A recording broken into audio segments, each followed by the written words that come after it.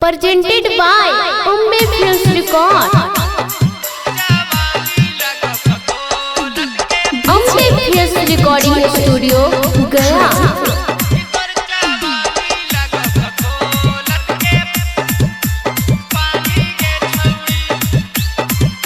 आप सुन रहे हैं भारत भोजपुरिया रोमियो की आवाज में।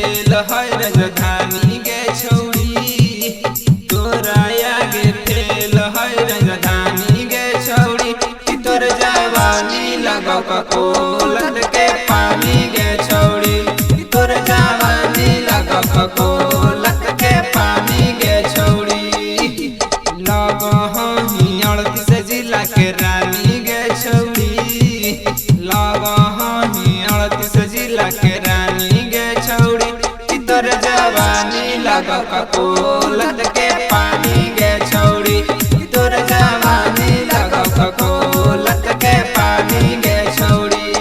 Mixed by Gulshan Gunj.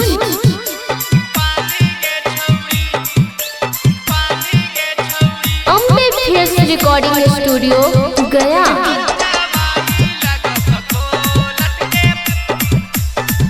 थोड़ी से छोड़ी तोर गिरा हो झरना ही रंगबाज छोड़ी केहू से डरना होटे लगा हो जैसे लग रसगुल्ला चढ़ल जवानी छोड़ा बुला बुला थोड़ी से छोड़ी तोर गिरा हो झरना ही रंगबाज छोड़ी केहू से डरना होटे लगा हो जैसे लग रसगुल्ला चढ़ल जवानी छोड़ा बुला बुला देखिए के बढ़ जह परेशानी गे छौड़ी देखिए के बढ़ जह परेशानी गे छौड़ी कि तोर जवानी लगा कोलत के पानी गे छौड़ी कि तोर जवानी लगा कोलत के पानी गे छौड़ी। Mixed by Gulshan Gunj. Bombay Films Recording Studio, गया।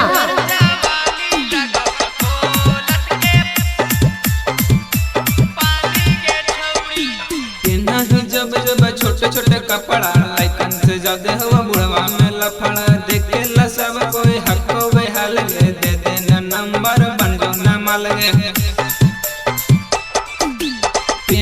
जब जब छोटे छोटे कपड़ा लाइकन से ज्यादा हुआ बुढ़वा में लफड़ा देखे ला सब कोई हको बेहाल गे दे देना नंबर बन जो ना माल गे गुलशन के बन जो ना दिल जानी गे छौड़ी सूरज के बन जो ना दिल जानी गे छौड़ी कि तोर जवानी लगा कोलत के पानी गे छौड़ी कि तोर जवानी लगा कोलत के पानी गे छौड़ी। Music by Gulshan Gunj.